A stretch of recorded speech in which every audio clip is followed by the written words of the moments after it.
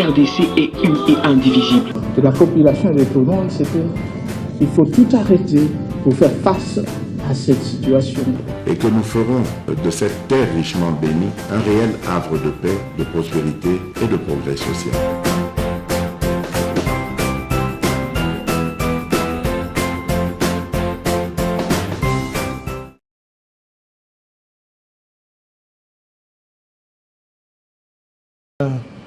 Les engagements de certains vieux. Il y a des bons mentors, mais il y a aussi de mauvais mentors. Il y a certains vieux qui ne pourront jamais être un bel exemple pour la jeunesse. Mais il y a aussi certains vieux qui sont de bels exemples pour la jeunesse qui est en train de monter en politique. Moi, j'ai un parcours en politique. Voilà, on ne chante que pour sa chapelle. C'est normal, c'est légitime. Le second, Jo, c'est qui m'a dit bonjour. Bonjour, bonjour. Votre formation initiale, c'est... Donc, vous êtes économiste. Bon, c'est pas bon, voilà, diplômé en économie. Voilà. Parce que économiste, souvent, on a beaucoup de diplômés en économie qui se font passer pour des économistes alors qu'ils n'ont rien créé. Bon, vous avez créé une sorte de rébellion, une théorie rebelle dénommée éthocisme. Oui, oui, oui. Ouais.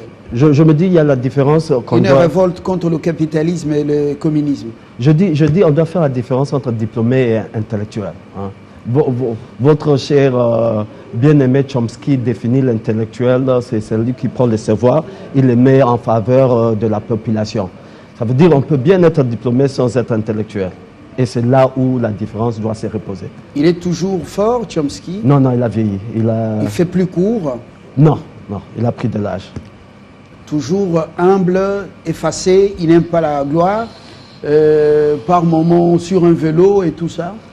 Plus de vélo parce que maladie, conditions de santé. Mais il fait toujours des déclarations, il présente sa vision sur le monde. Il vient même l'année passée, c'est l'année passée qu'il avait publié un nouveau livre. Il continue à produire les idées. Le structuraliste fonctionnaliste, on l'appelle encore philosophe, c'est lui qui a créé l'arbre, dit l'arbre de Chomsky en linguistique. Et puis voilà. Et c'est ça la différence. On oublie même. Il a inspiré beaucoup de politiques. Oui. C'est lui apparemment avec Machiavel qui ont entêté les politiques pour qu'ils fassent mal à leur peuple. C'est pas ça? Non, c'est pas ça. Et en plus, j'allais dire que c'est la différence entre la présentation. Par exemple, en RDC, on vous présente en tant que diplômé.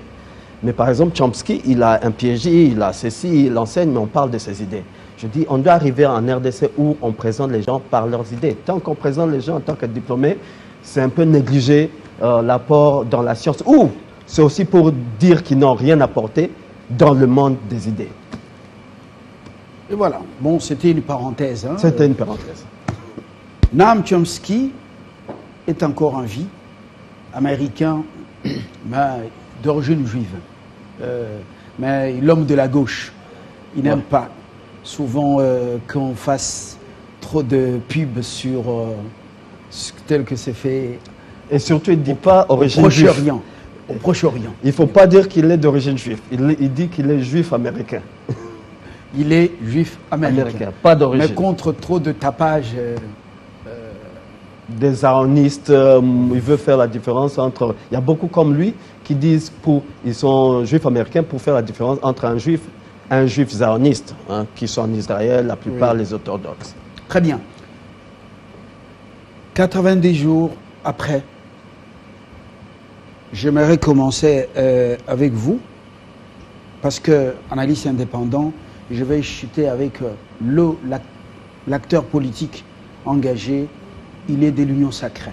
Dites-nous concrètement quelle voie pour, je ne dis pas ramener la paix, chasser l'ennemi d'abord, de Bunagana. Oui, félicitations d'ailleurs pour être engagé en politique. Bonne chance et toutes les bonnes choses. Je dis ceci, merci.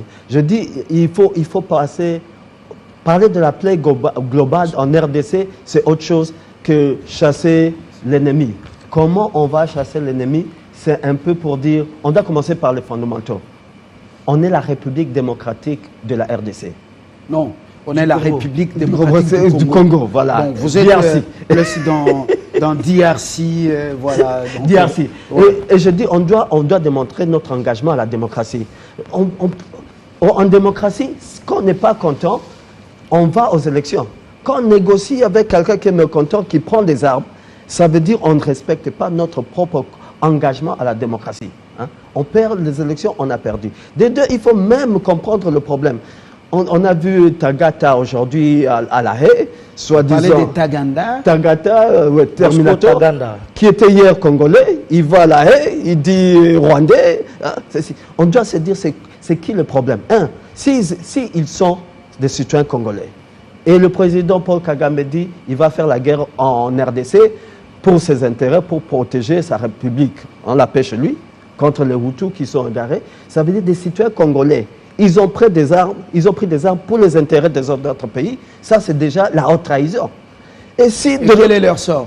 La haute trahison, ils doivent être arrêtés. Alors, si l'occasion se présente, il faut les amener à aller se reposer dans les troubles, non? Oui, parce que c'est de la haute trahison qu'un citoyen congolais prenne des armes, tue un autre Congolais pour les intérêts de notre pays. Des deux, si on dit ce sont des citoyens rwandais. Paul Kagame n'a pas dit c'est son armée. Ça veut dire que c'est un groupe de mercenaires qui sont venus se faire l'aventure chez nous. De deux parts, l'option qui nous reste, que ce soit des citoyens congolais, que ce soit des citoyens rwandais, on doit les chasser ou les arrêter. On ne doit pas avoir de solution politique. On est la République. Donc aucune voie diplomatique non. ne pourrait, ne peut être plus placée sur la table. On va négocier avec qui? On va négocier avec les traîtres ou allons-nous négocier avec les mercenaires rwandais? Pour en faire quoi et comment? C'est ça le problème. On doit se dire, le reste de la politique, c'est encore, on bat les tambours, tout ça. Non, le problème, on est la République démocratique du Congo. Nous, on sait, si on ne veut pas, on n'est pas d'accord avec certaines normes, on attend les élections. Hein? Fayoulou attend les élections, Chadari attend, tout le monde attend les élections pour convaincre le peuple pour leur notion de développement. Personne ne doit prendre les armes et surtout être récompensé. Et aborder les thèmes cruciaux de campagne, oui. Les vrais problèmes, pas les têtes des individus. Pas les têtes il des est beau, il a une belle tête, et il est comme ça. C'est pas ça. C'est le problème. Quels sont les thèmes, quelles sont les idées qu'on apporte? Et si on est aux affaires, qu'est-ce qu'on va apporter? Et surtout, c'est sûr, même parler des idées, on saute en République démocratique du Congo. Parce que les idées, tout le monde peut en donner. On doit parler d'idéologie. Ça veut dire quoi? Quelle est la différence entre le président Tshisekedi et, disons, M. Fayoulou sur le rôle de l'État, hein, sur le budget, la politique budgétaire? Sinon, s'ils ont la même politique, l'idéologie, pourquoi voter pour Fayoulou pour remplacer M. Tshisekedi? Pourquoi voter pour Tshisekedi? On doit savoir la différence idéologique entre eux. Et surtout, en ce moment où on nous met tous hors jeu, discriminés, on est discriminés parce qu'on ne peut pas prétendre à la magistrature suprême 100 000 $ comme caution. C'est ça, non? C'est 100 000 $. Il y a 100 000 $, c'est qu'un étranger qui peut mobiliser 100 000 $ peut concourir à la magistrature suprême. Il n'a besoin d'aucune idée. Il a juste besoin de 100 000 $. Et c'est ça le problème. Et c'est même aller plus grave quand on parle de 1% de cette représentativité au niveau national. Ça veut dire que quelqu'un peut gagner les élections. On l'a voté parce qu'il a un contrat social qu'on aime et parce qu'il est indépendant ou dans un parti qui ne peut pas gagner les 1%. Il perd son siège pour un parti qui peut juste se présenter partout en RDC et attendre la cueillette. Ils vont attendre tout le monde que ça tombe. Et toutes les retombées vont faire de l'eux un grand parti sans avoir de contrat social, un contrat social avec la population. Il y a deux choses. Les 100 000, moi je dis c'est contre la Constitution, et même les 1% de ces représentatifs. Vous allez attendre, il ne faut pas fuir le Congo, vous allez attendre pour qu'on ait ce débat, le débat d'idées, voilà, au lieu d'être dans les blabla, blablabla, louer les gens, chanter leurs louanges pour rien.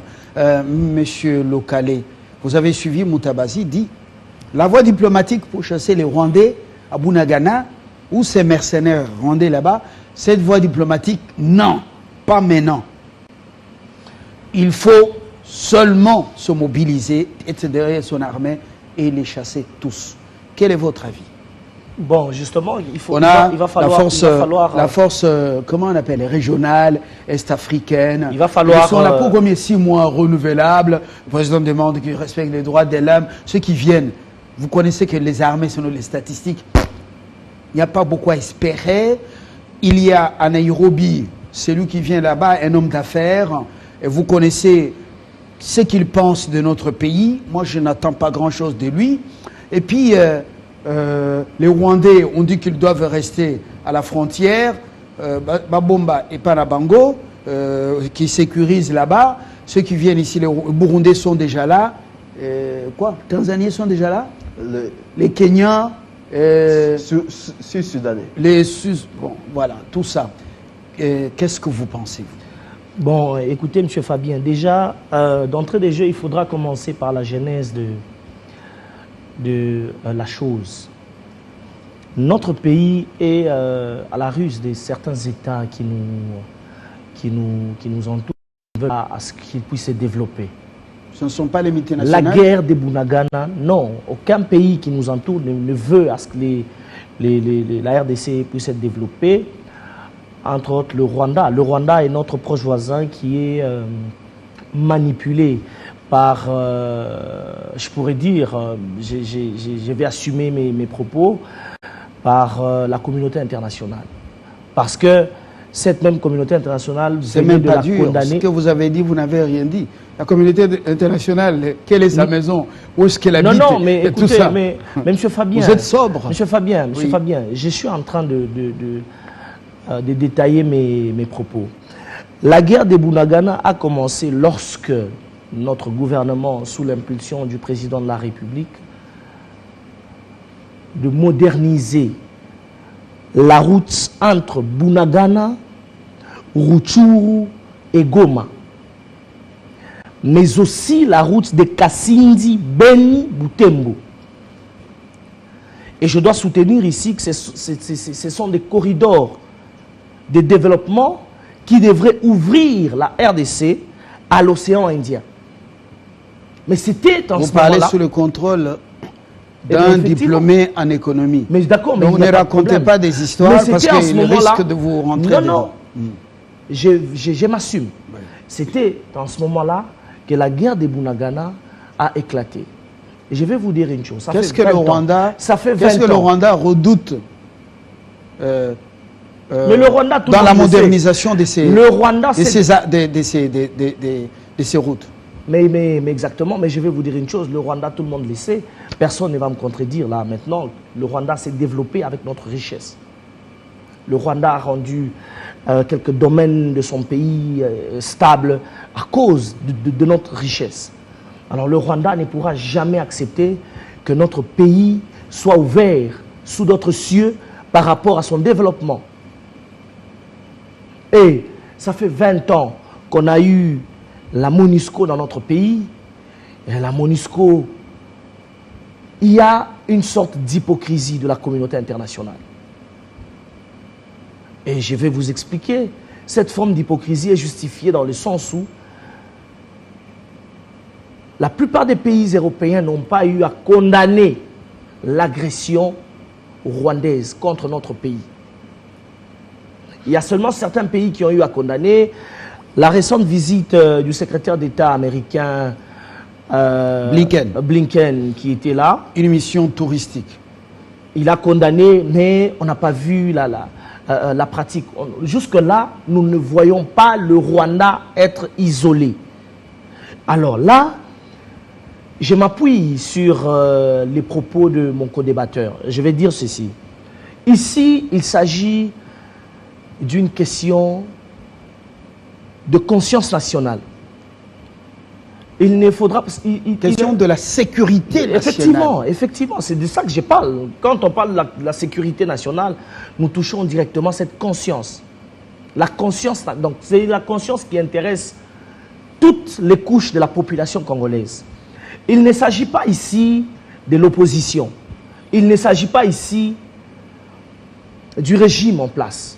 mais il s'agit de tout un peuple congolais qui veut à ce que tous les coins et recoins de son pays soient sécurisés. Il fait une analyse apprivoisée. Il dit si ceux qui ont pris les armes sont réellement, moi je dis, s'ils seraient congolais, eh ben, c'est de la haute trahison, ce sont des crimes, ils méritent pendaison, ils méritent un sort fatal.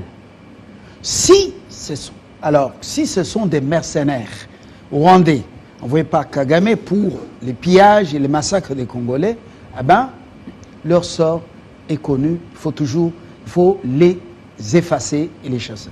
Donc, la diplomatie, c'est l'arme des faibles. Mais pour pouvoir c'est l'arme les des effacer, faibles en ce moment.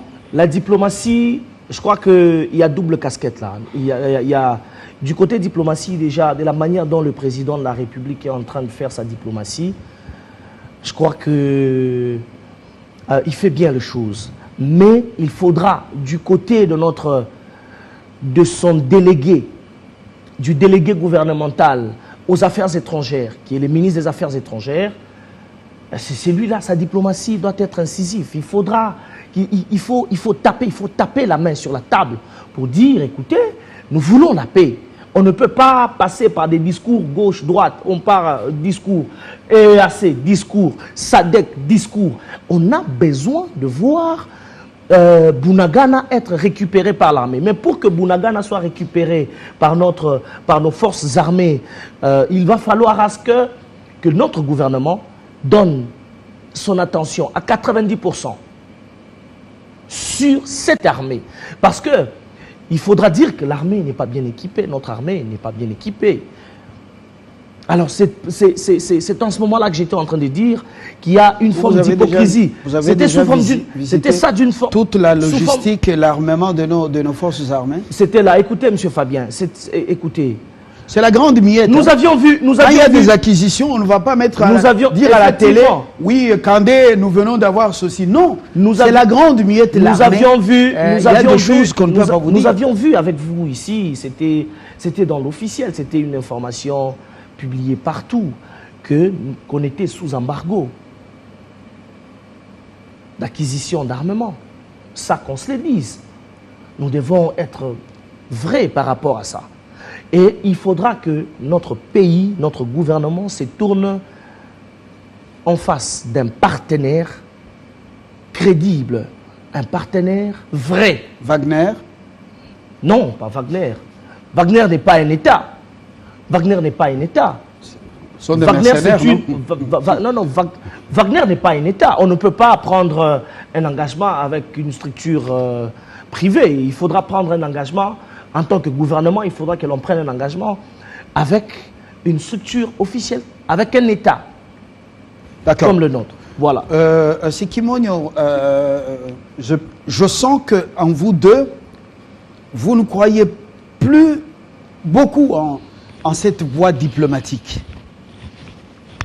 Même si le président est un diplomate, même si son ministre des Affaires étrangères est un homme, ou même s'il était un homme incisif, mais vous savez que ces multinationales sont têtues.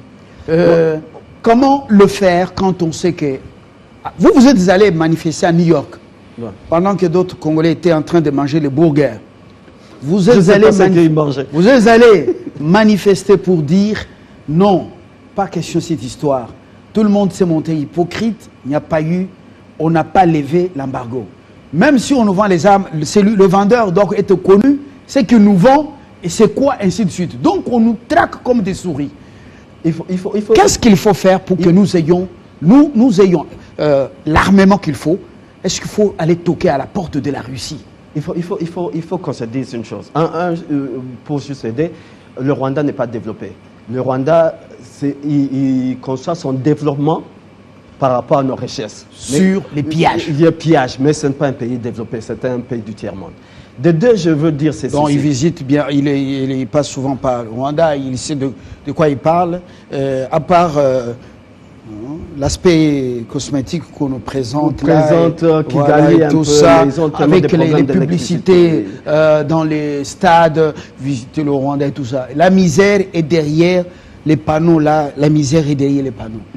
Voilà. C'est un petit groupe de gens qui se retrouvent. Il se retrouve, même le pays en foi, il a basé son développement sur le Rwanda, sur le Congo. Des deux, pour dire tous les autres pays ne veulent pas notre développement, oui et non, c'est la compétition globale. Mais certains, la Zambie, c'est la compétition économique. Hein. Zambie veut verser leurs produits en RDC, ils ne prennent pas les armes.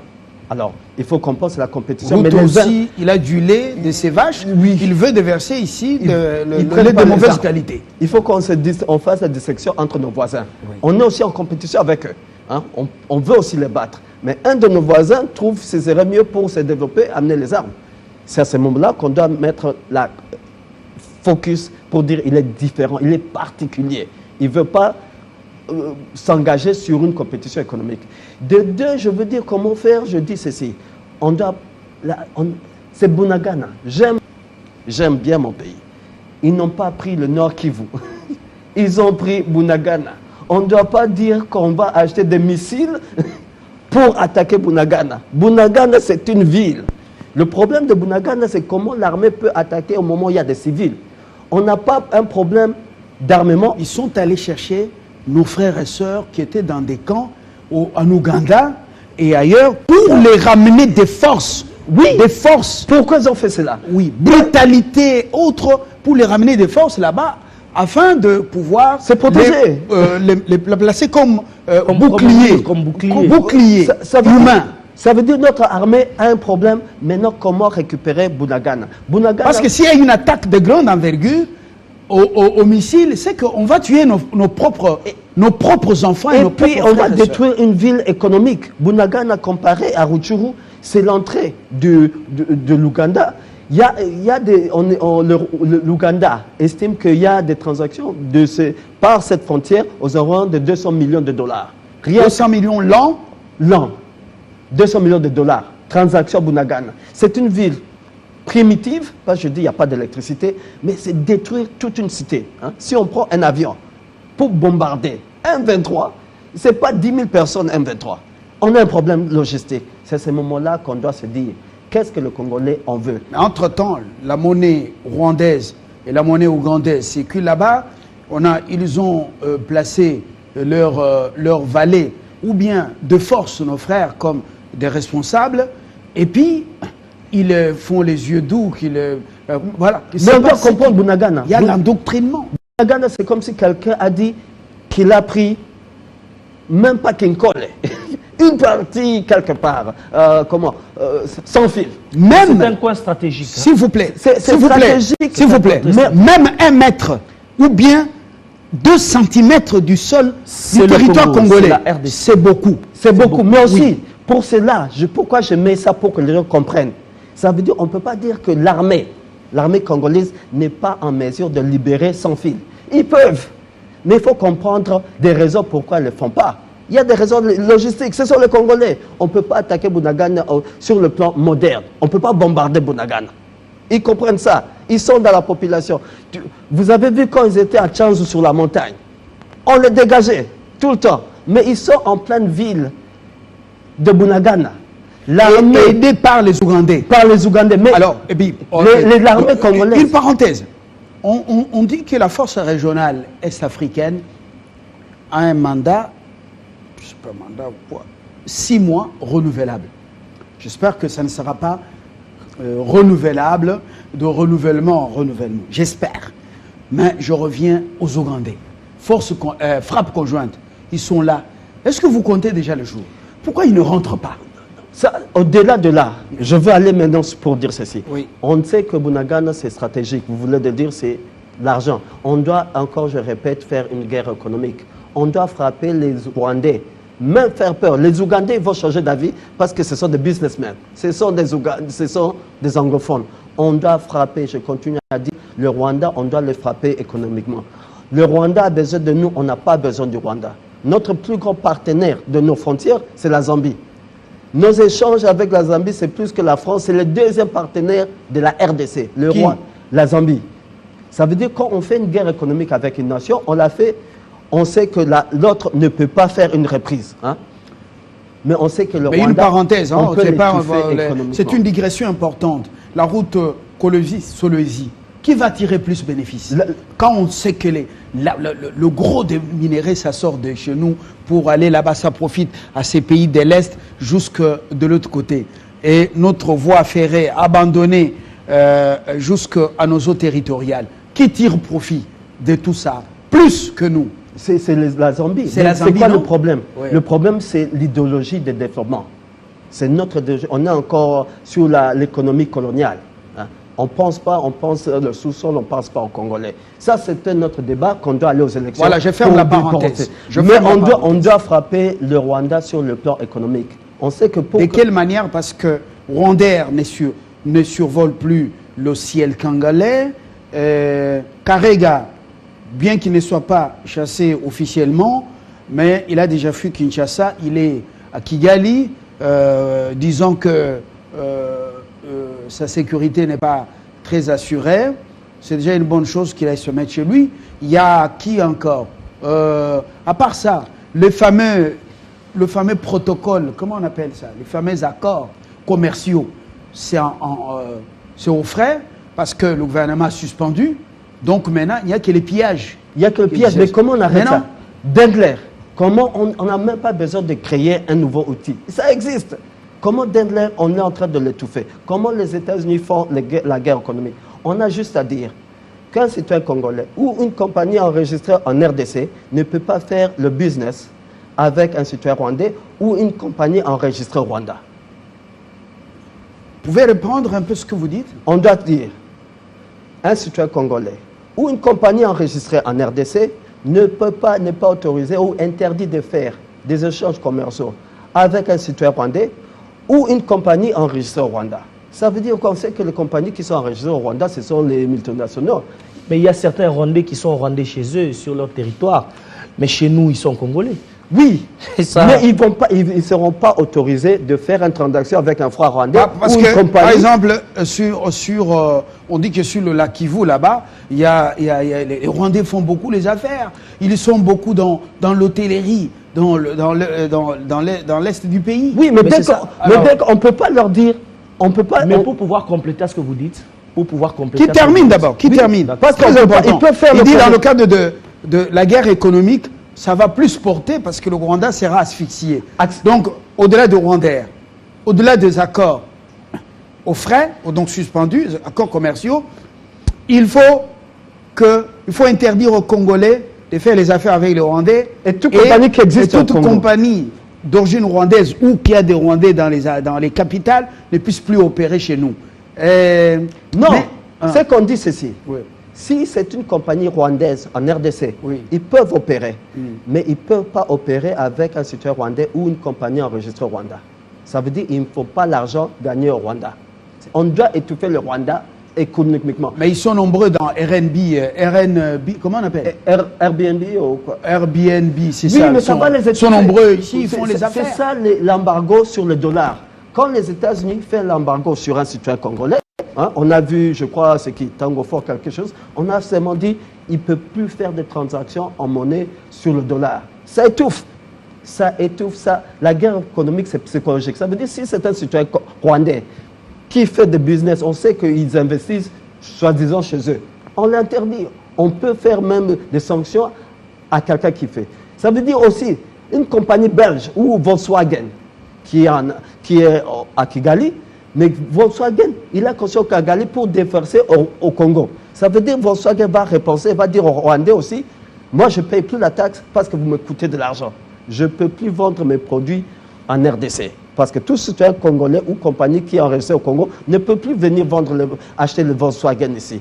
Ça va toucher et les Rwandais au Rwanda et les compagnies qui existent au Rwanda qui sont étrangères. Donc la guerre économique est plus efficace ou porterait beaucoup plus que la diplomatie hypocrite et même plus efficace que l'armée, que le front militaire apparemment. Non. C'est après qu'on va les attaquer parce que pour faire la guerre, c'est l'argent. L'argent, M23 ne fonctionne pas gratuit. Moi, je pense que pour le moment... S'il vous plaît, ça c'est, vous allez reprendre la parole.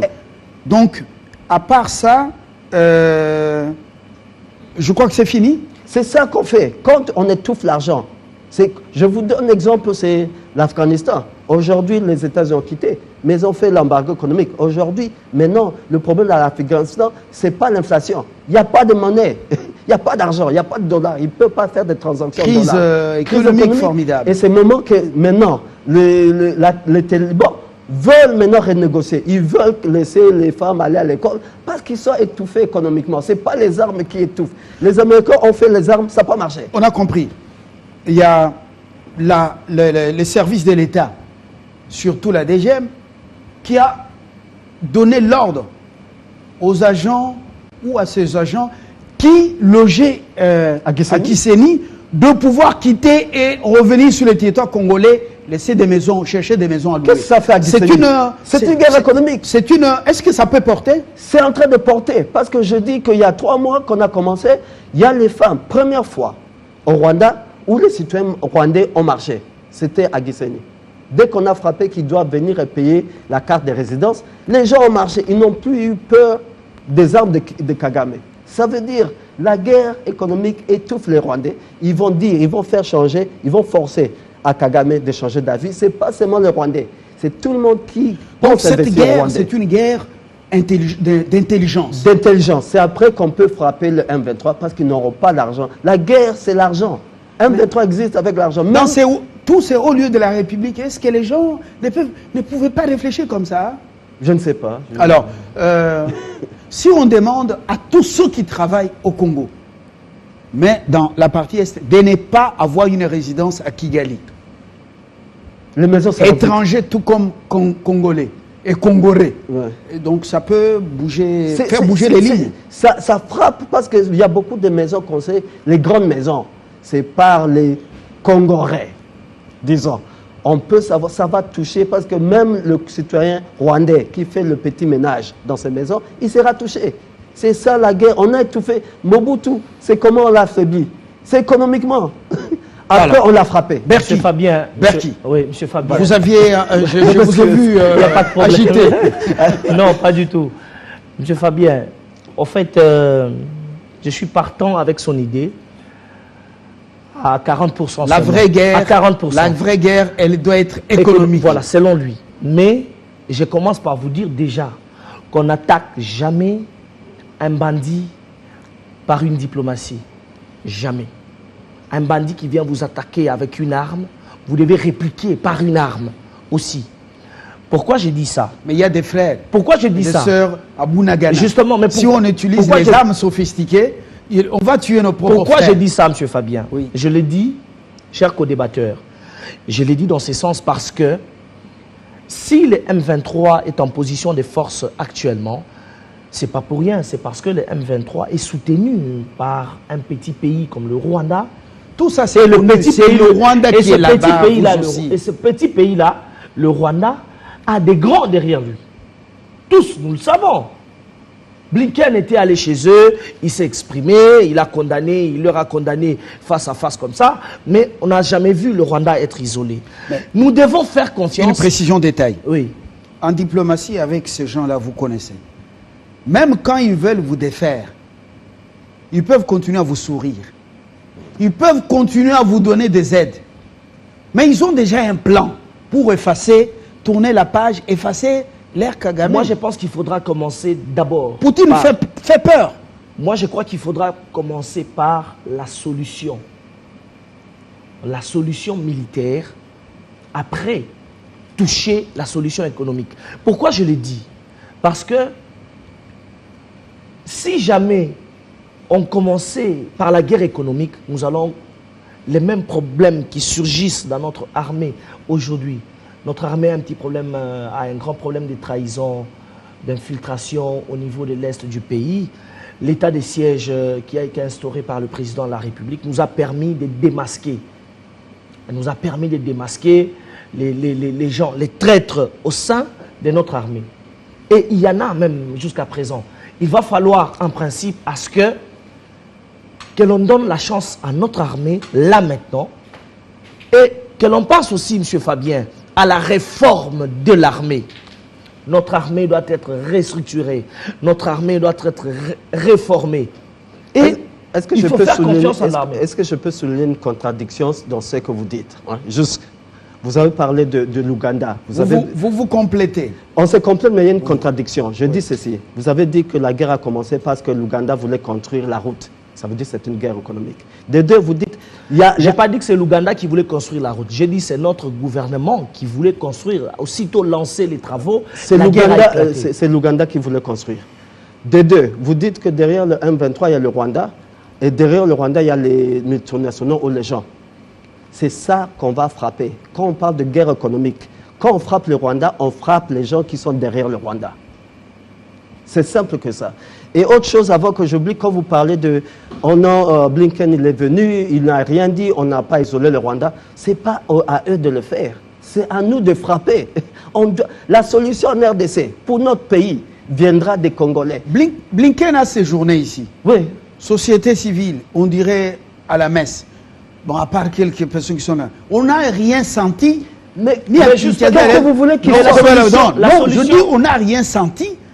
Les Congolais debout, M. Blinken, apprenez à nous respecter aussi. Voilà, maintenant on attend des signaux forts. Il est venu comme dans une messe et puis il est parti. Tant que nous, on ne frappe pas le premier, le problème c'est ceci. On a trouvé que c'est le Rwanda et le Rwanda n'a plus honte de dire c'est eux. Tant que nous, on ne frappe pas le premier, personne ne viendra frapper. Alors, on est déjà frappé là maintenant. On doit devons plutôt répliquer et récupérer Bunagana. Voilà. Monsieur, la solution va provenir de Congolais. L'homme de l'option militaire. Le Congolais doit l'homme de l'option de la guerre économique. Doit être uni pour le moment. Où le front économique peut être porteur. Le front économique peut être porteur des résultats escomptés. Asphyxiant l'ennemi. Pourquoi continuer à amener toutes ces armées étrangères chez nous, qui ne sont même pas aguerries comme nos forces armées? Qui avait la parole pendant que... Berki, vous, l'homme du front militaire. Écoutez, monsieur Fabien. Je vous écoute, l'homme du front militaire. Écoutez, si... Moi, j'ai pleinement confiance en notre armée, de 1. De 2, le mal est tellement profond à l'est du pays, parce que j'y ai vécu. Je connais très très bien toute la situation qui se passe là-bas à l'est du pays. Quel mal, quel mal. Mais le mal est profond.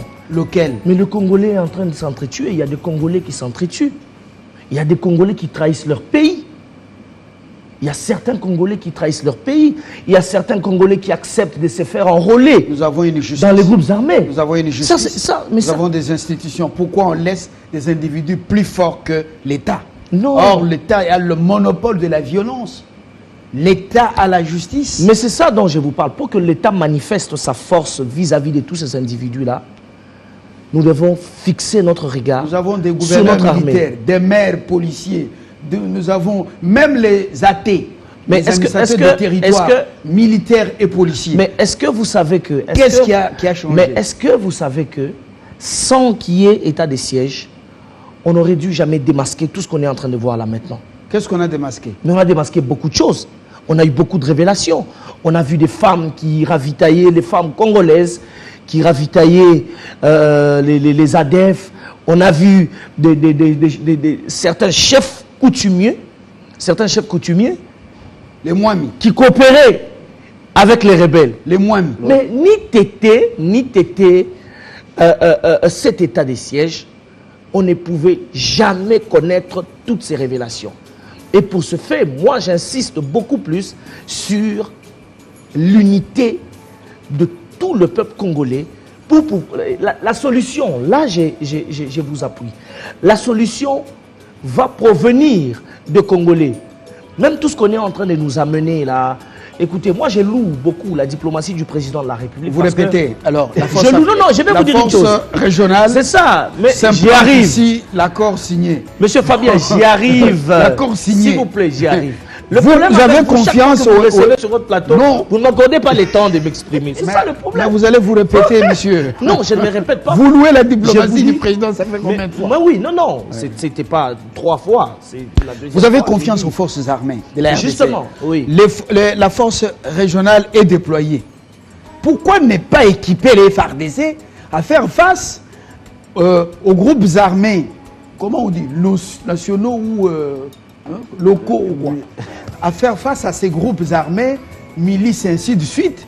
Si à Bunagana, selon Mutabazi, on hésite à frapper parce qu'on risque de frapper et les Congolais, femmes et enfants. Vous avez suivi ma question? Très bien. Lorsque nous adhérons dans cette structure-là, le SADC, les CCACE, nous sommes obligés de nous plier par rapport aux différentes propositions qui sont en train de nous présenter sur notre table. Nous nous plions sur ces différentes propositions qui ont été proposées. Et pour le président de la République, ça va apporter la paix. Mais nous avons 6 mois en face de nous. Nous ne sommes pas des prophètes des malheurs. Nous devons beaucoup plus jeter un coup d'œil sur notre armée. Voilà.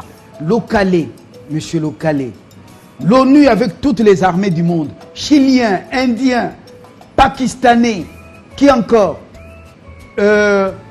Ukrainiens, et que sais-je encore, Chinois, toutes ces armées incapables de tuer une mouche et d'éliminer même une milice.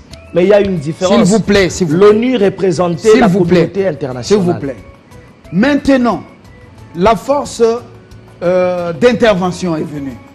Quelques prouesses dans les efforts apportés au FARDC contre l'M23 il y a quelques années. Les Ougandais sont venus. ADEF toujours commettant des massacres. Aujourd'hui, on a la force régionale. Quel espoir, quelle issue pour mettre fin à tous ces groupes armés en plus de 20 ans qui n'ont pas été éliminés par les armées du monde. C'est la question, la dernière question à vous. D'accord, ok. La MONUSCO, plus de 20 ans, elle a été... non, répondez à ma question. C'est ça que je suis en train de... Mais je vous réponds. Vous répondez à ma question. Non, non. La MONUSCO a été à nos côtés, mais la MONUSCO a été, nous la taxons, d'être dans l'incapacité de nous ramener la paix dans notre pays. Ça, pourquoi? Parce que la MONUSCO représentait la mission internationale des Nations Unies. Ça, tous, on le sait, hein, dans notre pays. Mais la prochaine mission qui est là maintenant, c'est une mission complètement africaine. Elle n'intéresse en rien la communauté internationale. Oui, elle n'intéresse en rien la communauté internationale. Vous ne savez pas que l'UA, l'Union africaine, qui est sous la domination de l'Union européenne, il faut dire les choses clairement, et les États-Unis étaient à Nairobi lors des négociations sur cette affaire. Qu'est-ce qu'il faut attendre de telles rencontres où les pyromanes sont présents? Je vous regarde dans les yeux et je vous pose la question. Mais il faut les traquer. Qu'est-ce qu'il faut attendre? Nous attendons une meilleure solution. La meilleure solution, c'est celle-là que notre gouvernement a trouvée, de créer une force commune avec d'autres pays voisins, pouvant l'accompagner pour pouvoir traquer l'ennemi. Mais pendant que... Parce que si le gouvernement a accepté aujourd'hui de créer... d'être en commun accord avec cette force commune, c'est parce que la MONUSCO l'a déçu. Voilà. Merci, monsieur Localé, c'est votre conclusion. On sent que le volet militaire doit être privilégié, selon vous, même si vous adhérez aux sanctions économiques, selon Mutabazi, qui peuvent porter. Je dis, j'apprécie ce genre de débat parce que c'est un débat qui doit se faire souvent, c'est idéologique, la solution. Je dis, on doit savoir pourquoi la MONUSCO, pourquoi la MONUSCO a échoué. C'était, comme je dis toujours, c'était une armada militaire, mais pas économique. Vous avez dit, vous avez vécu à l'Est, il y a la pauvreté à Béni. Impossible. C'est la pauvreté. Comment vous voulez libérer les pauvres? Comment vous libérez les pauvres des armes et pas de la pauvreté? Ils font les affaires avec les ADEF. Babali, mais... ils donnent même l'argent pour faire le commerce et puis payer un intérêt. Mais c'est de notre faute. On n'a pas demandé le 1 milliard, c'est ça pour dire on doit dériver, on va faire avec cet argent de nous, on va faire l'armada, une attaque, un assaut économique. Parce que cette région, on sait que comment on peut dire? C'est un écosystème où on peut recruter les gens à cause de la pauvreté. Le chômage est élevé. Des deux, il faut aussi dire, c'est pas tout le monde à l'Est Je sais que vous savez, ou je pense que vous savez, c'est pas tout le monde qui est dans les milices. Sinon, on aurait des milices de 100 000. Ils sont pas nombreux. Il y a certains jeunes. Vous aussi, vous avez une milice? Non, j'ai pas de milice, mais les milices sont 200 personnes. Ça veut dire la population à l'Est, c'est combien de millions? On dit que les pourcentage moins est mis. minime. Et minime, ça veut Vous dire êtes l'ami des moins mis. réduit. On dit que les moins mis ont aussi des milices. Non. Ou les moins mis sont aussi des traîtres.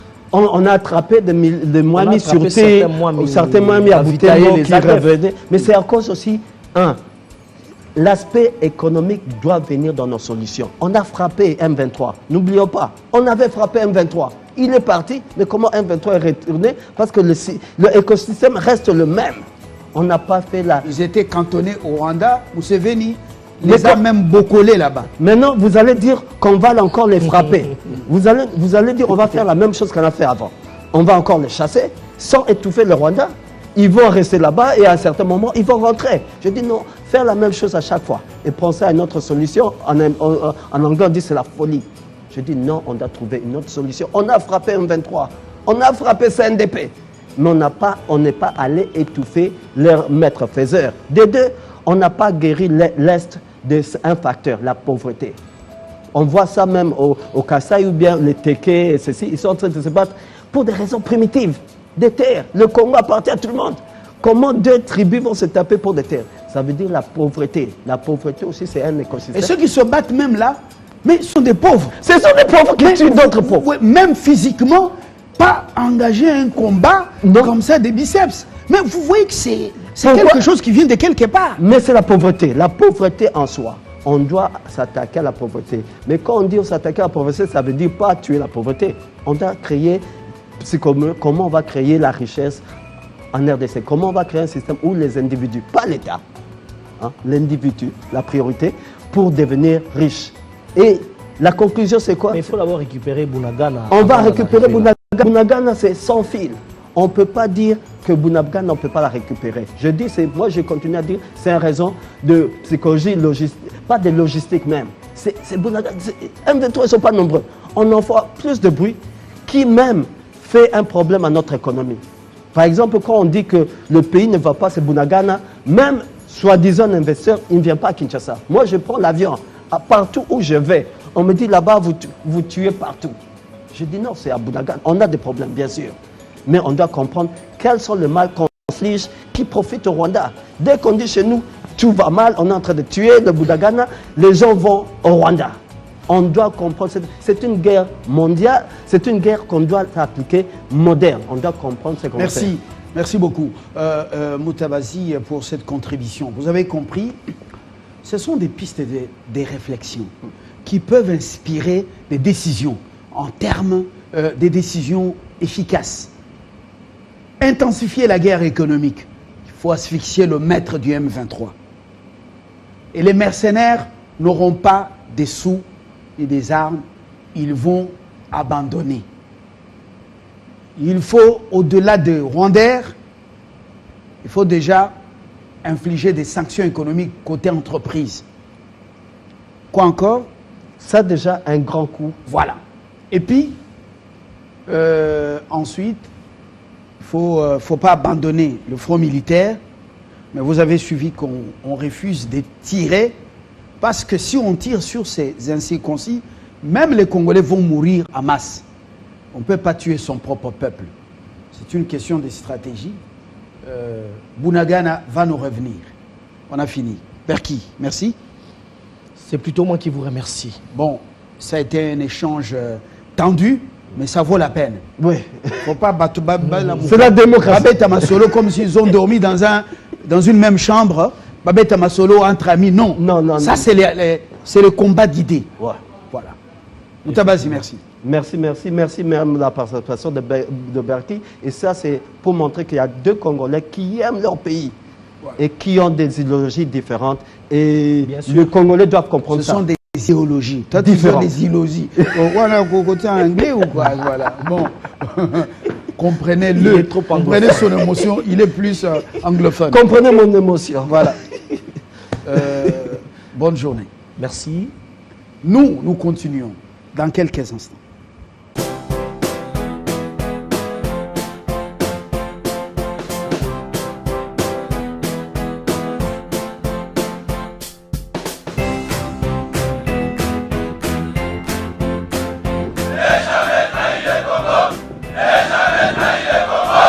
RDC est une et indivisible. De la population et de tout le monde, c'est qu'il faut tout arrêter pour faire face à cette situation. Et que nous ferons de cette terre richement bénie un réel havre de paix, de prospérité et de progrès social.